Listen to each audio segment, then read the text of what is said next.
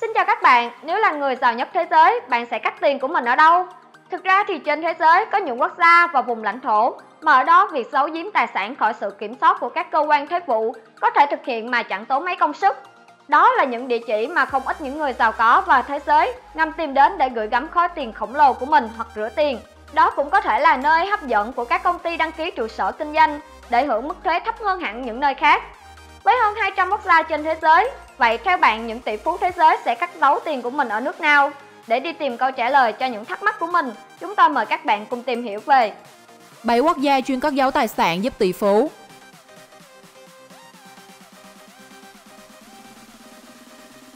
7. Singapore. Đầu tiên trong danh sách này là một quốc gia được mệnh danh là con rồng của châu Á, Singapore. Đảo quốc sư tử được mệnh danh là thiên đường thuế cho giới siêu giàu và triệu phú đến sinh sống. Quốc gia này có luật ngân hàng rất bí mật, đánh thuế thấp và là trung tâm tài chính hàng đầu châu Á. Mức thuế suất của Singapore được cho là thấp hơn so với bất kỳ nơi nào khác trên thế giới. Mức thuế suất tối đa chỉ 20% và các doanh nghiệp chỉ phải trả một tỷ lệ cao nhất là 17%. Ngoài ra, chính phủ Singapore loại trừ hoạt động chế biến vàng và kim loại quý khác trong bảng thuế hàng hóa và dịch vụ. Đó cũng là một trong những động lực thu hút việc buôn bán kim loại quý ở đảo quốc này. Chính phủ Singapore cũng không hề đánh thuế vào thu nhập từ bán các khoản đầu tư hoặc bất động sản hay thuế thừa kế. Chính vì thế mà có rất nhiều tỷ phú thế giới đã đến định cư ở Singapore. Có thể kể đến Eduardo Severin, người đồng sáng lập mạng xã hội Facebook, nhà đầu tư New Zealand Richard Chandler hay ông trùm bất động sản Trung Quốc Zhong Zhenjiang.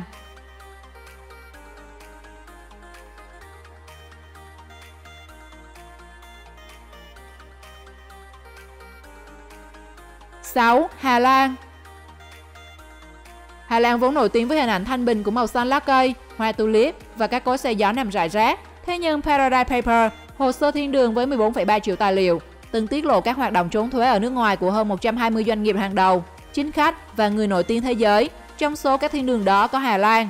Với các quy định pháp luật cho phép các tập đoàn lớn được miễn một phần thuế nếu như đặt chi nhánh tại nước này. Trên thực tế, ở những nước phát triển khác, các công ty thường phải chịu thuế đánh vào các giao dịch này, mức thuế có thể lên đến 33%. Trong khi đó ở Hà Lan thì lại không đánh thuế, bất chấp điểm đến là nơi nào đi chăng nữa.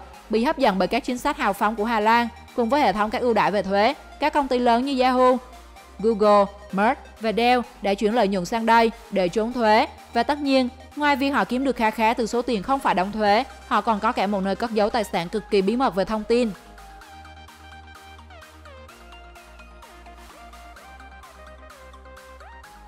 Nam, Luxembourg. Giống như Hà Lan, Luxembourg là một trong 3 quốc gia đến từ Liên minh Benelux, cũng nổi tiếng là những thiên đường thuế. Danh tiếng thiên đường thuế của Luxembourg bắt nguồn từ những quy định thân thiện với doanh nghiệp, cho phép các công ty quốc tế tham gia vào công ty nội địa và tránh được hàng tỷ hóa đơn thuế. Những đặc điểm của thuế thân thiện gồm ưu đãi về thuế, không khấu trừ thuế và bằng chứng với sự thay đổi lợi nhuận quy mô lớn. Quy chế về thuế ở Luxembourg rất dễ dàng, với mức thuế rất thấp hoặc thậm chí không áp thuế trong một số trường hợp. Thủ tục kê khai tài sản và nộp thuế tại Luxembourg được bảo mật cao. Bên cạnh đó, Luxembourg còn có hệ thống tài chính ngân hàng phát triển, cung cấp nhiều dịch vụ như bảo hiểm quốc tế, quản lý quỹ đầu tư hay xác nhận đăng ký tài sản. Theo thống kê, khoảng 33% doanh nghiệp nằm trong top 500 công ty lớn nhất nước Mỹ đều thành lập chi nhánh tại Luxembourg. Trong đó phải kể đến gã khổng lồ công nghệ Amazon, nhà sản xuất ô tô Fiat. Nếu bạn là một tỷ phú, bạn có muốn đem tiền gửi đến quốc gia này hay không?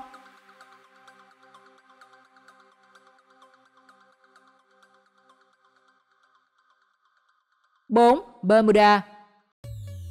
Bermuda, vùng lãnh thổ hải ngoại của Anh, ở Đại Bắc Đại Dương, dù chỉ là một quần đảo nhỏ với diện tích lãnh thổ chỉ vỏn vẹn 53,3 km2, nhưng Bermuda lại là một địa chỉ đăng ký kinh doanh ưa thích của các công ty Mỹ. Điển hình như gã khổng lồ Google, từng bị nghi ngờ đã trốn 2 tỷ đô la Mỹ tiền thuế năm 2011 bằng cách chuyển giá vào một công ty tại đây.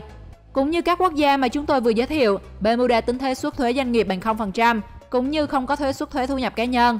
Vì không tính thuế doanh nghiệp, nên các tỷ phú thế giới cũng như nhiều công ty lớn đã tìm đến Bermuda để làm ăn và cất giữ tài sản của mình một cách không tốn tiền. Trong đó, các công ty đa quốc gia của Mỹ hàng năm đều kiếm được bộn tiền ở Bermuda. Hiện Bermuda được 11 trên 35 công ty tái bảo hiểm hàng đầu thế giới đăng ký trụ sở và có hơn 15.000 công ty quốc tế được miễn thuế.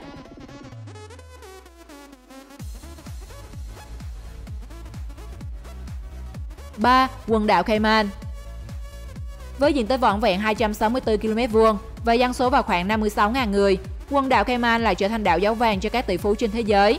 Với tổng vốn gửi từ các cá nhân, tổ chức nước ngoài lên đến hơn 1,3 nghìn tỷ đô la Mỹ Vậy làm thế nào để những hòn đảo nhỏ trên biển Caribe này là có sức hấp dẫn lớn đến thế với giới đầu tư giàu có? Đơn giản bởi vì Cayman cung cấp dịch vụ ngân hàng hải ngoại cho các cá nhân và doanh nghiệp nước ngoài, giúp họ không phải trả thuế thu nhập ở quốc gia họ cư trú.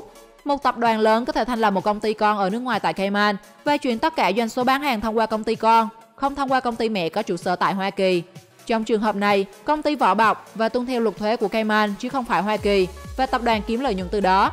Thay vì phải chịu mức thuế doanh nghiệp của Hoa Kỳ ở mức 38,9% năm 2017, lợi nhuận của công ty này không phải chịu bất kỳ khoản thuế doanh nghiệp nào hoặc thuế thu nhập nào áp dụng tại quần đảo Cayman. Nhờ cách này, Cayman đã trở thành nơi hội tụ phổ biến trong giới tinh hoa và các tập đoàn đa quốc gia lớn trên thế giới, trong đó có cả những gã khổng lồ như Apple, IBM.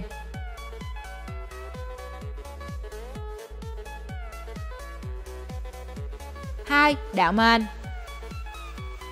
Một trong những quốc gia chuyên cất giấu tài sản của tỷ phú thế giới cần phải nhắc đến chính là Iceman, còn được gọi là đảo Man, là hòn đảo nằm trên biển Iceland, ngay giữa Anh và Iceland. Ở đảo Man không áp thuế lợi nhuận tài sản đầu tư, thuế doanh thu hay thuế chuyển nhượng vốn. So với hai quốc gia bên cạnh là Anh và Iceland, đảo Man có mức thuế thu nhập thấp nhất, tối đa 20%. Ngoài ra, thông tin của người sáng lập và người thụ hưởng không bao giờ được đưa vào hồ sơ công khai tại đảo quốc này.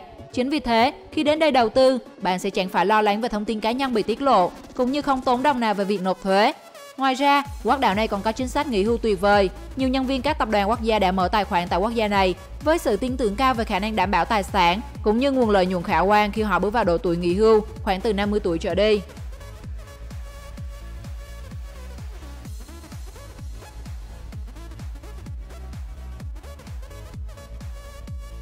Một, quần đảo eo biển Channel Island. Quần đảo eo biển không phải là cái tên xa lạ gì khi là điểm đến để các tỷ phú gửi gắm tài sản khổng lồ của mình. Điều gì khiến nó trở nên hấp dẫn như thế? Đó là nhờ vào cơ chế báo cáo lợi nhuận của các công ty ở đây rất thông thoáng, hầu như gần 100% các loại thuế được bãi bỏ. Những tập đoàn có lợi nhuận khủng lên đến hàng tỷ đô la Mỹ từ tiền đầu tư ra nước ngoài cũng không cần khai báo với chính quyền nơi đây. Điều này đồng nghĩa bạn không bị đánh thuế trên lợi nhuận khi hoạt động ở đây. Tại đây, doanh nghiệp được tự ý thành lập, không cần khai báo chủ sở hữu, không cần có vốn pháp định. Tất cả được tự do đến mức dường như không có luật lệ. Dễ thành lập, dễ duy trì hoạt động với chi phí vận hành thấp, dường như không đóng thuế lại được bảo mật thông tin cao. Không ngạc nhiên khi quần đảo eo biển trở thành nơi hàng loạt doanh nghiệp, cá nhân chuyển tài sản đến đây với các ý đồ bất minh như rửa tiền, chuyển giá, trốn thuế, lập quỹ đen mà vụ hồ sơ Panama chỉ khui ra một phần nổi của một tảng băng chìm.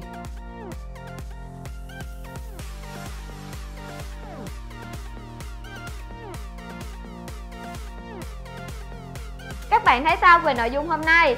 Mọi ý kiến đóng góp cho video hãy để lại trong phần bình luận nhé. Hãy like, share và follow kênh Thế Giới Hôm Nay để chúng tôi tiếp tục đồng hành cùng các bạn trong việc khám phá nhiều điều thú vị hơn nữa về cuộc sống. Xin chào và hẹn gặp lại!